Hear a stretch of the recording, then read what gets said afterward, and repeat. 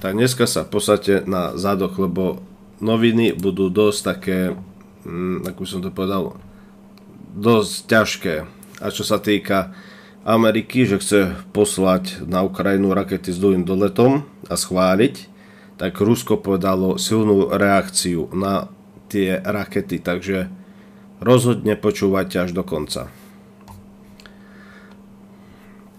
Ruský prezident Vladimír Putin varoval Západ, aby nedovolili Ukrajine používať zbrane dlhým doletom na zasiahnutie cieľov v Rusku.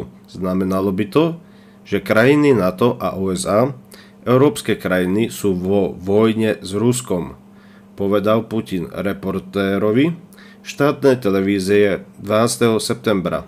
Britský premiér Keir Starmer odpovedal na Putinovo varovanie krajinám NATO, že budú vo vojne s Ruskom, ak Ukrajine dovolia použiť rakety dlhého doletu.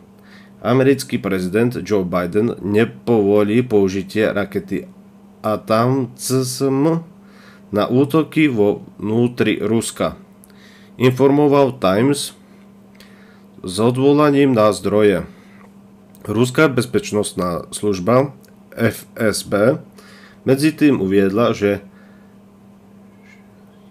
6. britským diplomatom bola odobratá akademická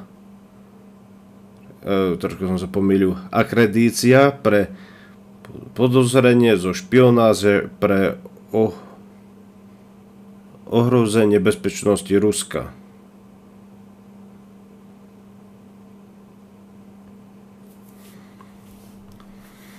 Takže tu máme dosť ako závažné správy, čo sa týka rakety s dlhým doletom, ako bude Putin hádam, že to nebude až taká reakcia, keď to dodajú, ako Putin sľubuje, čo spraví. Alebo ak sa zapojí NATO do vojny s Ruskom, tak to nebude veľmi pre nás výhodné. Čo si myslíte vy ľudia? Je to správne profitovať a zarábať na vojne na Ukrajine? Keď si tak predstavíme, tak všetky vojenské ako továrne, či slovenské, poľské, americké, nemecké, produkujú ako tie zbrane a zarábajú na tom, že zabíjajú ľudí.